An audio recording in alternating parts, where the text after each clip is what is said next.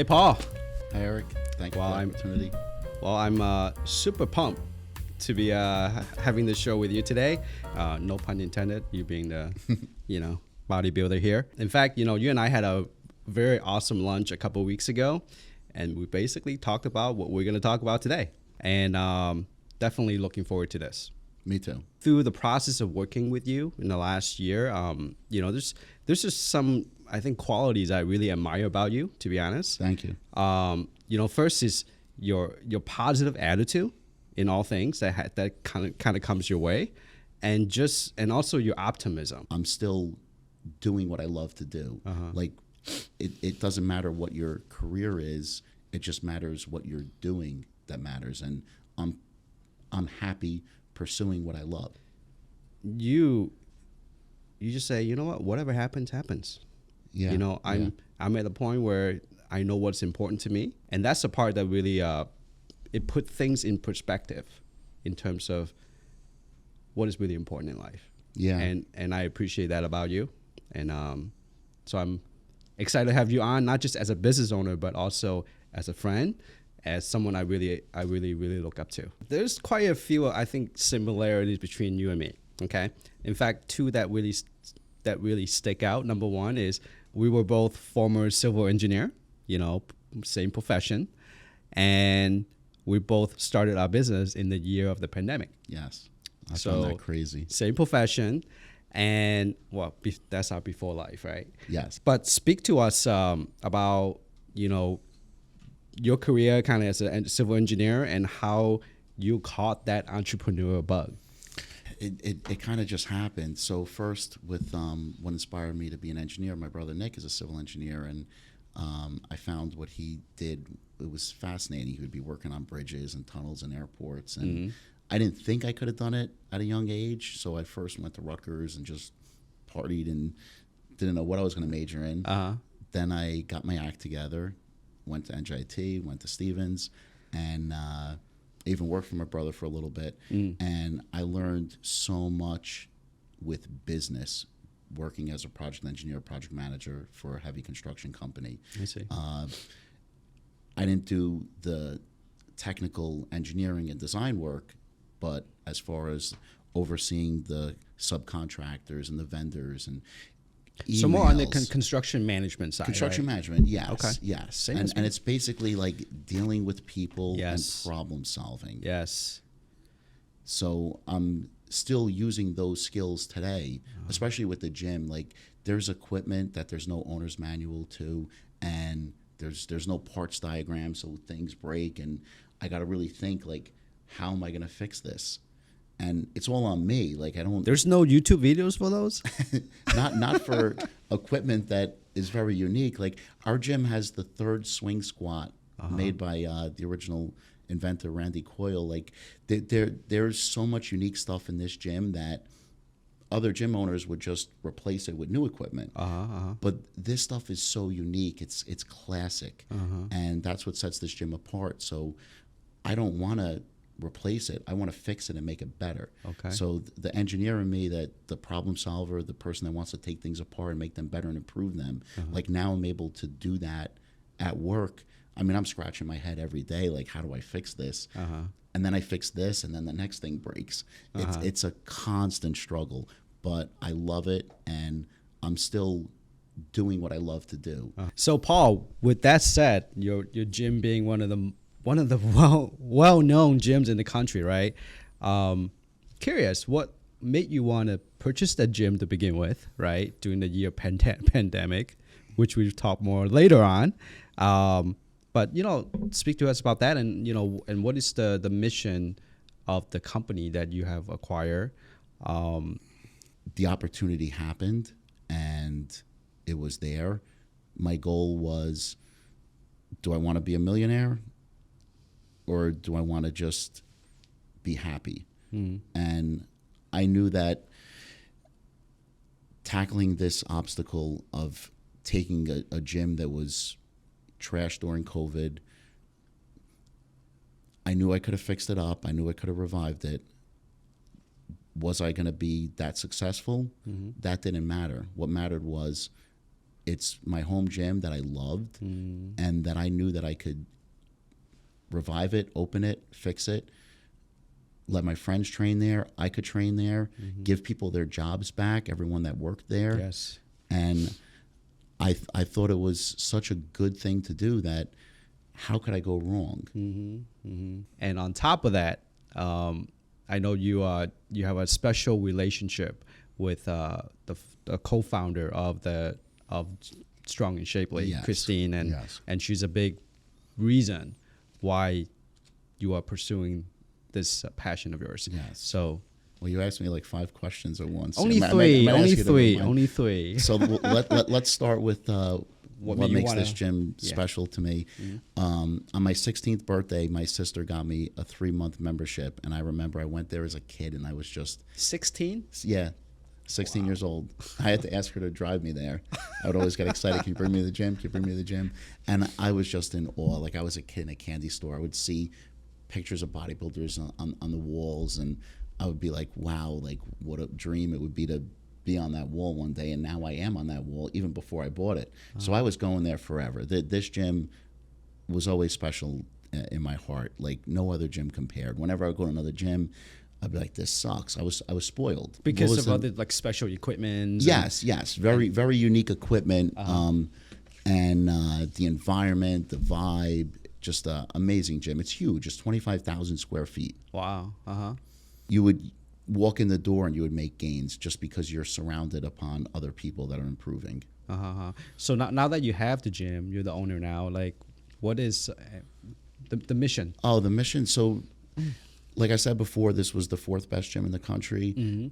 Now my goal is to make it top 3 and just make it better and better and better, which I've been doing since I purchased it. So it's been a little over 2 years, and started with 350 members. Now we have just under 2,000.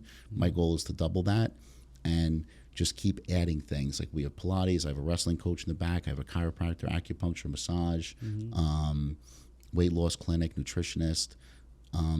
Just want to keep adding amenities, keep the great equipment that's unique, and just continue to service and fix that, so that's always there, and also add new equipment for every athlete to specialize in what they're attaining. So talk to us a little bit about, when you acquired this business, when you had the opportunity to acquire this business during the year pandemic, right? You were talking about like dealing with the landlord and the previous. Oh, did you talk about the previous owner? How you had to It was settle the matter, like. Yeah, it was I'll just keep it simple. It was such a hard process. There was so many things that I had to just accomplish, and that's what the landlord liked about me, because it's long story short, he possessed the equipment.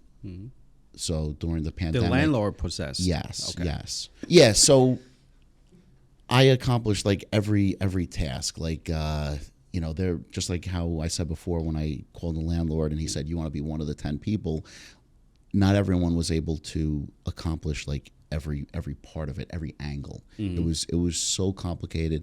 I just remember that whole summer. My friends were making fun of me because whenever they would come over and see me, I would just be on the table on my laptop, on my computer, just punching numbers, making phone calls. How do I do this? How do I do that?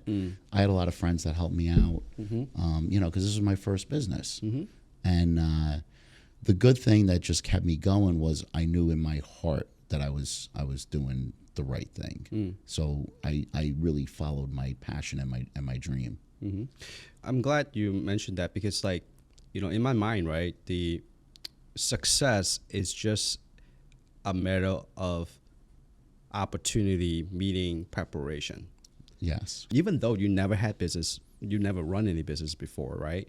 But you were kind of preparing yourself towards it, right? By being around the people in the industry, right? Yes. By knowing people that are doing business, right? Attorneys, right, that understand legal issues. Yes. I think you're more than qualified and prepared. Yeah. And all the experience like with my civil engineering career as well, like doing project management, just I was so good at like writing letters and communication and dealing with people. and basically problem solving. Like this was a major problem, and I like challenges, and that's what pushed me even harder to do it. Were there any doubt in your mind? Like, shit, what is this?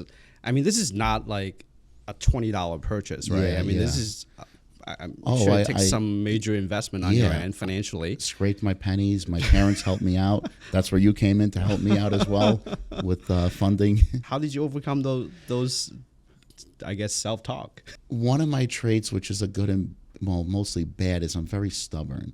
So I just knew. Oh yeah, if you ask my wife, I am too. She's probably listening. I hope she would watch this. I just knew it was such a good opportunity. It's the field that I love. I love health and fitness, bodybuilding, and it's one of the best gyms in the country. It was an opportunity, and also with the support of Christine and also my friend saying, Paul, you would be perfect to do this. And it's not like they just said it then, they're still saying it now. Like they know that I'm the man for the job, and hearing the compliments, it's the best fulfillment that I could ask for. Their confidence in you gave you that confidence. Yes. To say, okay, yes, there are some challenges, there are some roadblocks, but yes, I'm going to run through those. And also I remember calling Bob, the original owner, and you know, asking him all my questions and how I'm interested. And you know, when I told him Paul just on the phone, he couldn't remember. You know, he had dementia at the time. He passed away, and he had to pull me up on Facebook. And he's like, "Oh, Paulie." And once he knew it was me, he was happy because he knew that I could take over his gym with the same vision that he had. Like he was a drill sergeant. Like if you didn't rack your weights, he would shut the radio off. And everyone in the gym listening to this is going to be laughing. Like he would say, whoever left the 45s in the squat rack, rack them now. And you know, he kept a tight ship, no bags on the floor. And it's not like I took over and created a whole new business. I took over only improving what he had, keeping his same rules, enforcing his rules, and just building it and making it better. Well, while we're on that topic, like what is your, I guess, your vision of the next level for Strong and Shapely? It's funny you asked that. I never considered, like if you're asking, do I want to make it a franchise or build or open up a second or third? I never considered that because, my God, this business keeps me so busy and on my toes with everything. Like it's just me. You know, we were talking about the influence Christine had. She passed away 2 weeks after I opened the business, so I don't have her anymore. Sorry to hear that. And no, thank you. But it's a lot for me. But I know in time, like this could be the, you know, flagship one. And if I have an opportunity and another investor wants to open one down the shore or maybe somewhere nicer in Miami or California, I mean, I would definitely entertain it. But right now, my vision with this business, because I have so many plans, is to make this, it was the 4th best gym in the country. So my goal is to make it like a top 3, make it even better than it was in its prime. And that was in 1997. So right now we're so close. So my goal is to continue making this gym better and better. And right now I'm taking some time off from competing because I am a competitive bodybuilder, and I'm focusing on the business. You know, I think this is a topic that is could be very helpful to our audience, especially those that are considering, right, starting a business. Yeah. And as we are entering, or we already are, in a recession, right? And there will be opportunities that will come to become available. Yes. Business will fail and new things will be created. So maybe speak to us on how people should prepare for this new shift in the economy based on your experience, and, you know, especially those looking to buy an existing failing business. So first I would say, like, from a young age, what helped me is saving my money, and my parents helped me out, and my family encouraged me to save. So, you know, I worked and I put money, every paycheck, I remember I put $500 directly into my savings account, and I didn't touch that. Right. And I didn't party that much. I didn't go on many vacations when I was younger. I really had a strong work ethic from my parents, what they inspired with me, and to save, and that gave me the opportunity to do this. Because everything was so fast. I'm sure I could have applied for loans and things like that, but the fact that I had the liquid right away is what put me ahead, and I was able to do it. I also was able to front rent to tell my landlord, not only am I serious and I can do this now, but here's 6 months up front because I'm that serious, and that gave me the edge over the other guy. So I would definitely say to save money, save from a young age. And what you're saying now about what would you do during a recession, everything changes, and you have to be dynamic. So you have to think, what is going to be the future? Like, for example, like cryptocurrency, I invest in that as well. So like, I think that's going to be the future of money. Look at how like Netflix started. Like, no one's going to Blockbuster anymore because now everything's streaming. So what is going to be the next form of whatever your passion is? And think outside the box and think different. Yeah, I love how you talked about the saving part, because, you know, I came from the financial advising industry, right, for over a decade, and money is not everything, but try to live without it, right? You can't. Yeah. And when you have the financial resource that you just talked about, right, it presents a different level of opportunities, right? And same thing, not just business, but even buying a home, right? Buying a building. If you are somebody who can come with cash, well, you might even be able to get a better deal than someone who is trying to finance this whole thing. Yes. Right? You know, one thing that intrigues me, I think you talked a little bit about that earlier already, is this franchise model versus kind of the boutique, right? Infrastructure, you know, a boutique style, right? Like, how do you view your other competitors? You know, like the, you know, LA, the Lifetime, the 24 hours. All right. So first, this gym, this is the only Strong and Shapely. So it is one of a kind, and it is so different. The equipment is what makes it. The people, and that's why this gym is, you know, I could subjectively say better than others, because it's different. So this could franchise into others, but that's why I love it. And also being an entrepreneur, like working for yourself, you can do it the way you want to do it, as opposed to having a retro and having to paint everything yellow and red. You know what I mean? Like, that would be so ugly. I wouldn't want to do that. Like, I like white. I like red, black. Okay. So, but you open to that idea if the right opportunity. Yes. Right now, my goal is build this gym, make this gym the best, and definitely entertain any opportunity as it may arise. Okay. That's cool, man. So before we wrap up, Paul, there's just one question I kind of want to ask you, and maybe this is for the audience. Hope maybe a civil engineer as well, but for somebody who's never really started a business before, right? And let's say they ran into you at the gym, right?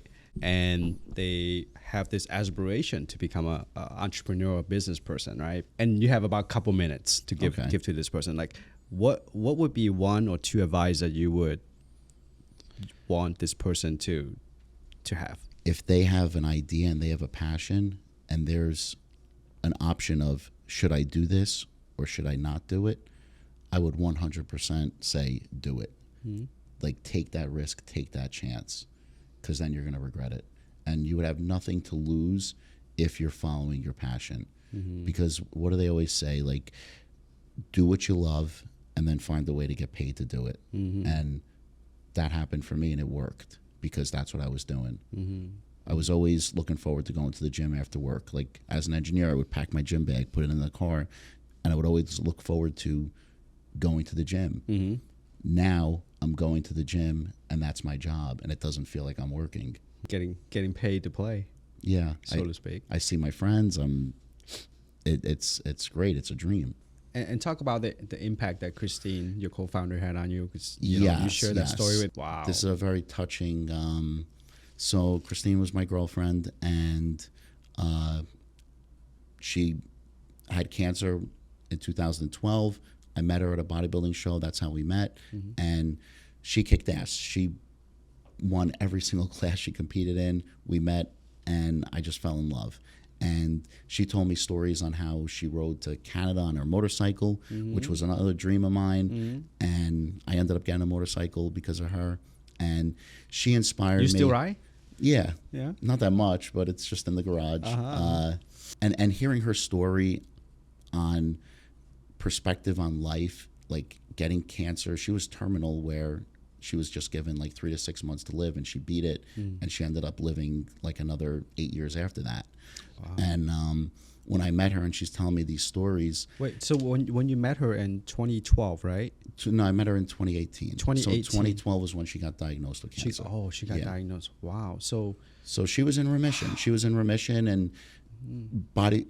But she was still competing. This is what inspired her to get into bodybuilding. She was 75 pounds from all the chemo, and she wanted to gain weight, and all those like Ensure drinks and stuff are garbage. So she started looking up Arnold Schwarzenegger's Encyclopedia of Bodybuilding. She read that.